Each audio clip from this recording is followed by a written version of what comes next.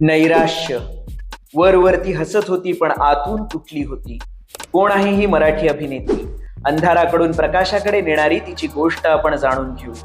2014 मध्ये सायली जाधव या मराठी अभिनेत्रीने आंबट गोड या टीव्ही मालिकेत महत्वाची भूमिका साकारली. पुढे निरनिराळ्या भूमिका साकारत 2020 मध्ये प्रेमाचा गेम सेम टू सेम या मराठी मालिकेत पद्मा नावाचं प्रमुख पात्र साकारलं आणि ही सिरियल अचानक बंद पडली. कारण होतं लॉकडाऊन. आता काम नाही म्हणून सायली खचली नाही, मात्र पुढील काळात काही वैयक्तिक कारणांमुळे तिला नैराश्याने घेरलं. संपूर्ण अंधार झाला की एकच गोष्ट शिल्लक राहते, ती म्हणजे प्रकाश.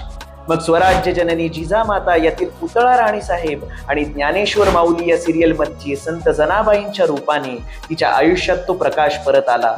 त्याच दरम्यान तिला तिचे गुरु भेटले.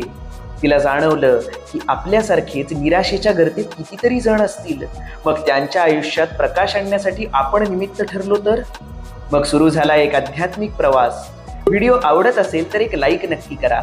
आता सायली बी द लाईट या तिच्या उपक्रमातून इतरांच्या आयुष्यात प्रकाश आणण्यासाठी निरनिराळ्या आध्यात्मिक क्रिया करते.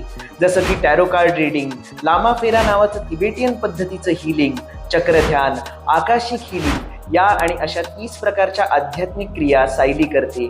याचं प्रशिक्षणही ती देते.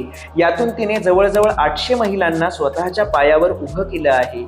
हे तिला करावंसं वाटलं कारण शून्यातून विश्व उभं करणं हा सायलीच्या प्रवासाचा पाया आहे आणि याचे प्रेरणास्रोत आहेत तिचे आई वडील.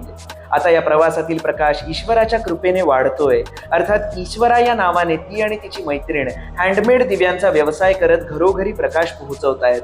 ईश्वरा आणि बी द लाईट या सेवा तुमच्यापर्यंत पोहोचण्यासाठी इथे संपर्क क्रमांक दिला आहे. हा व्हिडिओ त्यांना शेअर करा जे नैराश्यातून बाहेर पडण्याच्या प्रयत्नात आहेत.